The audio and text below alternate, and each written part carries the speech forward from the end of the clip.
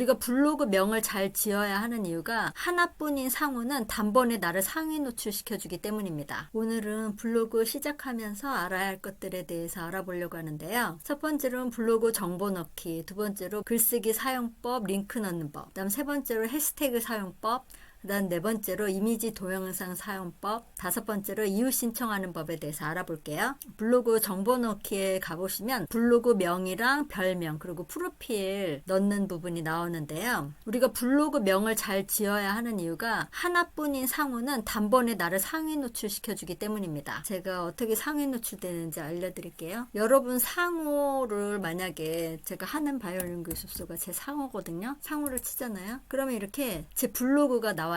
그리고 제가 하는 바이올린 교습소로 블로그를 썼잖아요. 그게 단번에 나오잖아요. 그러니까 이 하는 바이올린 교습소가 나밖에 없기 때문에 단번에 이 첫 페이지에 나올 수 있는 거예요. 여러분이 만약에 블로그를 쓰시면 처음에 사실 블로그 지수가 낮기 때문에 블로그 쓰시면 첫 페이지에 안 나오고서 다섯 번째나 여섯 번째 페이지에 나오잖아요. 그 이유가 뭐예요? 그 전에 다른 블로그들이 많기 때문이잖아요. 근데 만약에 그 쓴 블로그가 하나밖에 없다. 다른 사람이 아무도 안 썼다. 그러면 그 내 블로그가 바로 상위로 이렇게 올라올 수 있는 거예요. 그러니까 하나밖에 없는 상호일 때 하나밖에 없는 키워드라 그랬을 땐 여러분이 단번에 상에 노출될 수 있는 거죠. 그렇기 때문에 이 상호 굉장히 중요하니까 상호 지으실 때 네이버에 쳐보셔가지고 아무도 없는 거 있잖아요. 다른 사람이 쓰지 않는 상호. 그거를 쓰시는 게 좋아요. 만약에 흔한 상호를 쓰잖아요. 근데 내가 그 흔한 상호 속에 있으면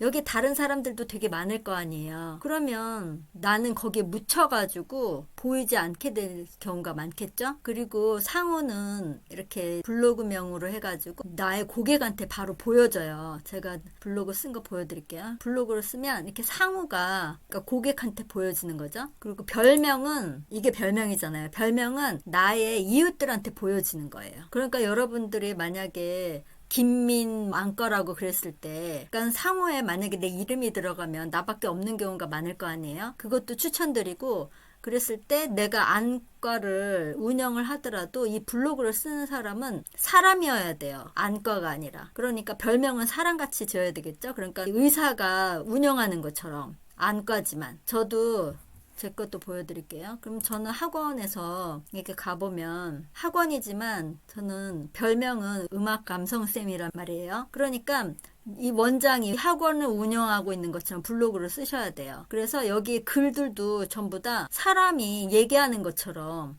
그러니까 여러분이 판매 사원이 됐다고 생각하고 여러분이 고객한테 이야기한다고 생각하면서 전부 작성해 주셔야 돼요. 사람 대 사람이 이야기하고 있는 것처럼. 그래야지 고객도 여러분들을 이제 편하게 이 글을 또 사람이 이야기해 주는 것처럼 들을 수 있고 그 다음에 여러분의 블로그 이웃들도 사람을 상대한다고 생각해야지 이웃 신청했을 때 이렇게 이웃 신청을 받아주지 이게 병원이라든지 학원을 상대한다고 생각했을 때 상품이나 회사를 상대로 한다고 했을 때는 블로그 이웃도 이웃을 받아주지 않거든요. 그러니까는 여러분들이 별명을 지을 때 이 자기 상호에 맞게 이렇게 사람으로 보일 수 있게 이렇게 별명을 지어주시면 돼요. 그 다음에 우리가 프로필을 써야 되잖아요. 프로필은 어떻게 쓰냐면 프로필은 내가 무엇을 하는 사람인지 쓰면 돼요. 사람이니까 내가 만약에 상품을 팔아도 아, 나는 뭐뭐를 파는 사람이다. 또 이렇게 말할 수 있겠죠? 그래서 자신의 권위를 나타내주면 돼요. 저 같은 경우는 25년 경력의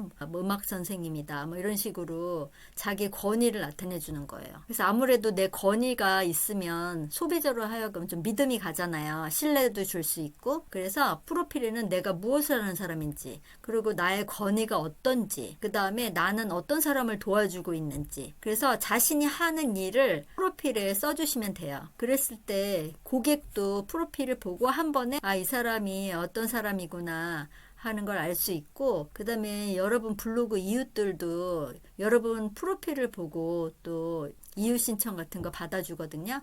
그랬을 때 프로필에 그 사람이 어떤 사람인지 알 수 있게 그렇게 써주시면 돼요. 그 다음 프로필에 보면은 이제 프로필 사진 넣는 부분이 있잖아요. 이걸 사람이 쓴다고 생각을 하니까 프로필은 사람 사진으로 넣어주는 게 좋거든요. 그럼 우리가 프로필 사진을 막 찍으러 가려고 하면 너무 또 부담스럽잖아요. 바로 그냥 핸드폰 같은 걸로 사진 찍어가지고 바로 프로필 사진 만들 수 있는 그런 사이트 알려드릴게요. 그리고 또 너무 사진이 좀 부담스럽다, 내 얼굴이 나오는 게. 그러면 이렇게 만화처럼 나오게 하는 그런 앱이 있거든요. 그것도 알려드릴게요. 이 프로필 픽 메이커를 치시면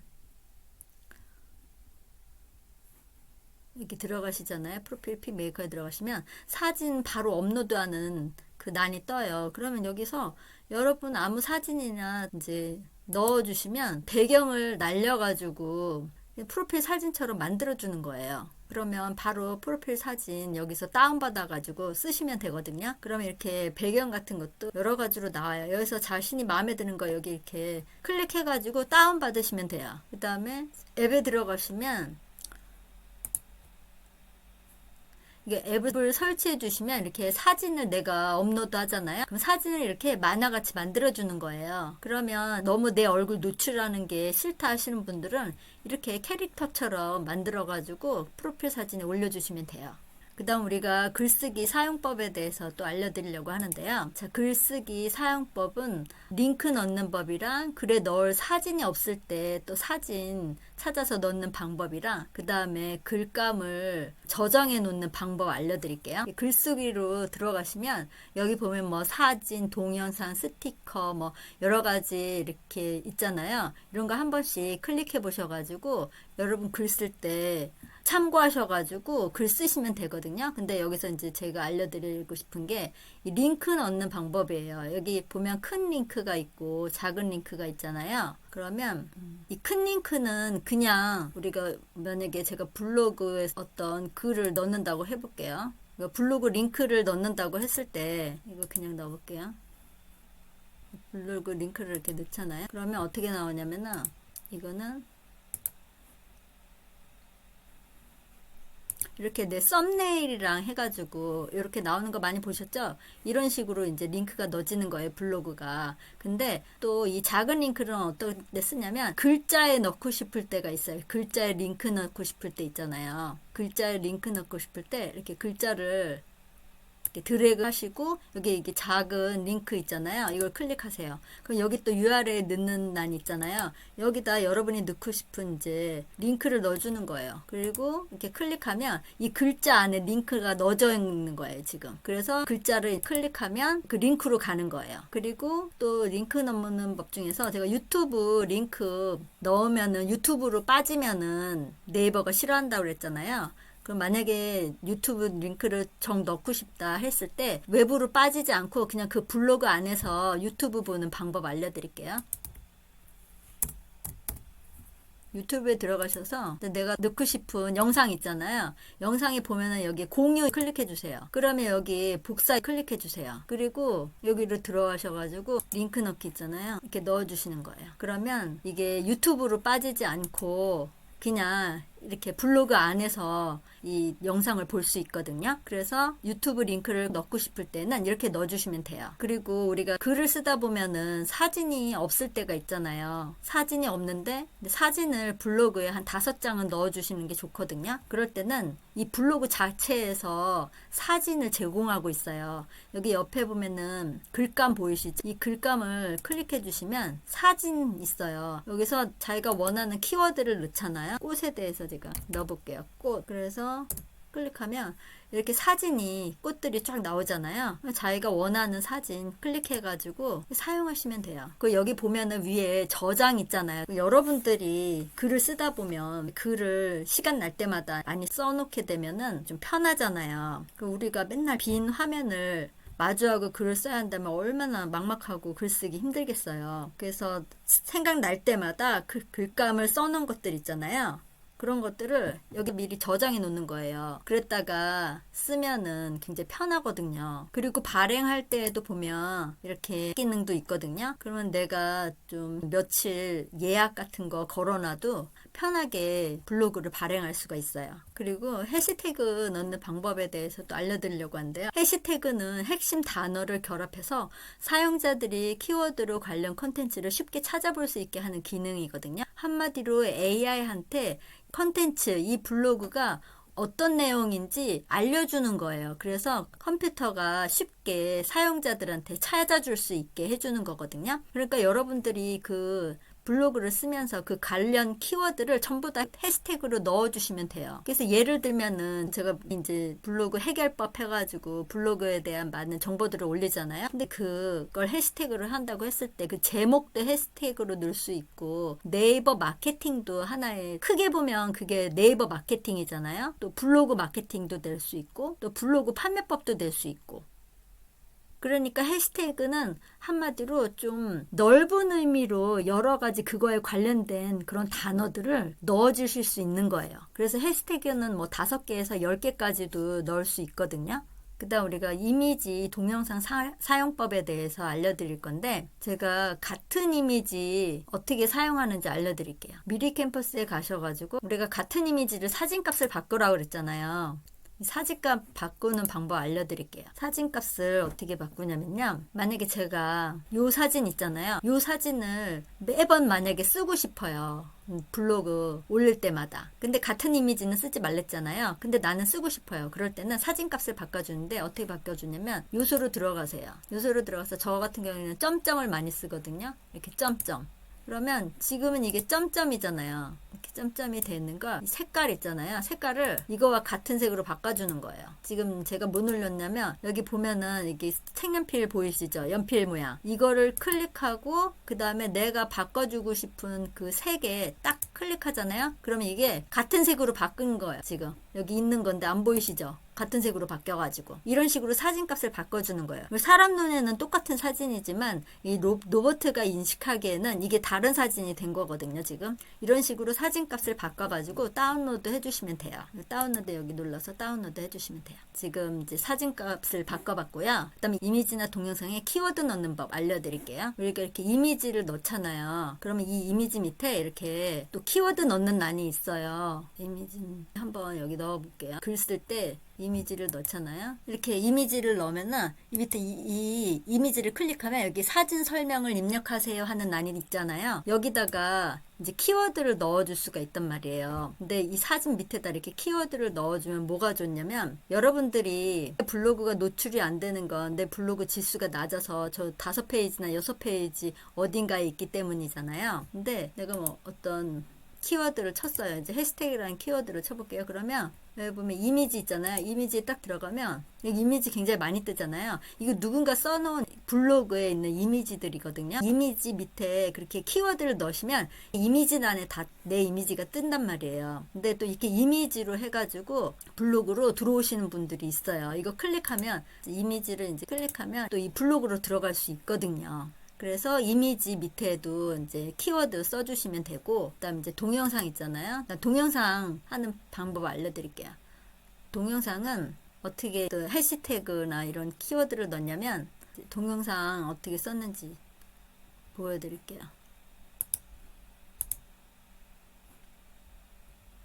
보면은 여기도 지금 태그 편집해가지고 또 해시태그 넣는 부분 있잖아요. 여기도 해시태그 넣는 건 똑같아요. 자기 키워드 넣고 넓은 의미로 또 키워드 넣어주시면 되고, 제목이랑 정보란 있잖아요. 이거를 활용하셔가지고 써주시면 돼요. 제목이 어떻게 나오냐면 이렇게 나와요. 제가 충북혁신도시 바이올린 이렇게 치고 동영상을 가잖아요. 그러면 아까 그 제목이 여기 이렇게 나오는 거예요, 위에. 그러니까 여러분들이 사람들에게 노출하고 싶은 그 키워드 있을 거 아니에요. 그거를 그 동영상 제목에 넣어주시면 돼요. 제목으로 한 게 여기 이렇게 뜨게 되는 거예요. 그리고 해시태그도 관련 여러분 키워드를 그 해시태그에 써줘야죠. 그래야지 그게 또 노출이 되니까. 우리가 아까 얘기했잖아요. 핵심 단어를 결합해서 사용자들이 관심 있는 키워드와 관련된 콘텐츠를 손쉽게 찾아볼 수 있게 하는 기능이라고. 그래서 이렇게 이미지나 동영상에 키워드를 넣어주시면 돼요.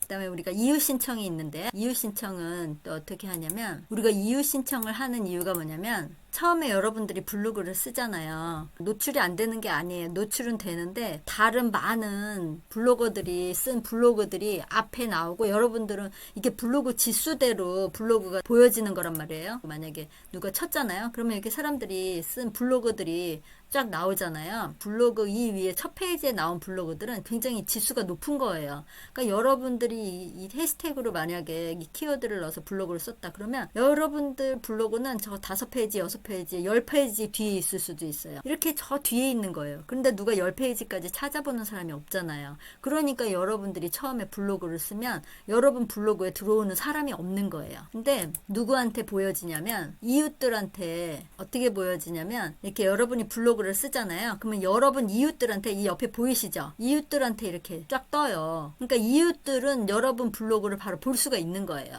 그러니까 처음에 시작할 때 또 이웃을 신청해야 되는 이유이기도 해요. 그래서 서로 이웃 해가면서 서로 댓글 공감 남기면서 그렇게 블로그를 할 수가 있잖아요. 안 그러면은 여러분이 혼자 세상에 혼자 있는 느낌이거든요. 아무도 여러분 블로그에 들어오지도 않고 여러분 혼자 블로그 써서 이렇게 발행하고 있으면. 그리고 또 뭐가 좋냐면 이 사람들이 여러분 블로그에 많이 들어와야 봐야지 또 여러분 블로그 지수가 올라가거든요. 그리고 이 사람들이 블로그에 들어왔을 때 오래 체류해야 돼요. 보통 한 3분 이상 체류하게 해야 된다고 그러거든요. 그래야지 블로그 지수가 올라간단 말이에요. 그냥 들었다 확 나가면 저 블로그가 별로 좋은 블로그 아닌가 보다 이렇게 또 생각할 거 아니에요. 그러니까는 여러분들이 좀 소통할 수 있고 여러분의 블로그 내용이 관심을 가질 만한 사람들하고 이웃 신청하는 게 좋아요. 아니면 여러분들의 잠재 고객이 될 만한 사람들한테 이웃 신청하는 것도 좋고요. 그래서 이웃 신청 하루에 100명까지 할 수 있거든요. 그럼 제가 이웃 신청 쉽게 하는 방법 알려드릴게요.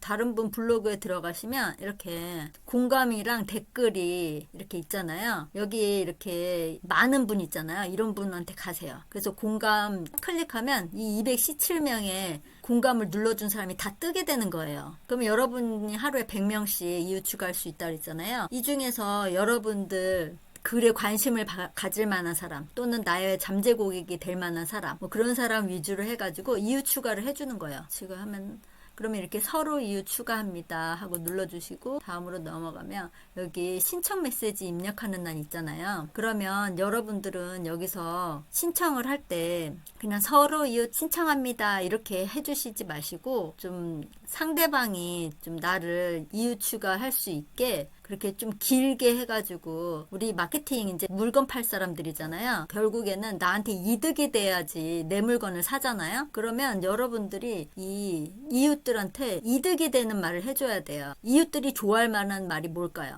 자, 댓글 달면 저 꼭 답방 가요. 이런 말 좋아해요. 그 다음에 저는 글 다 읽어보고 댓글 달아요. 그런 말 좋아하겠죠. 그런 식으로 말씀을 해주는 거예요. 상대방이 좋아할 만한 말. 우리는 앞으로 이제 물건을 팔 사람들이기 때문에 항상 상대가 뭘 원하는지 그걸 항상 머릿속에 생각하셔야 돼요. 그래야지 내 물건이 팔려요. 그래서 상대방이 제일 원하는 걸 줘야 될 거 아니에요. 그러면 이랬을 때 이웃 추가할 때는 상대방이 제일 원하는 거 답방 꼭 가요. 글 꼭 읽어보고 그다음 댓글 남겨. 저 댓글 복사 붙여넣기 안 해요. 막 그런 말 저 그렇게 하면서 이웃 신청했거든요.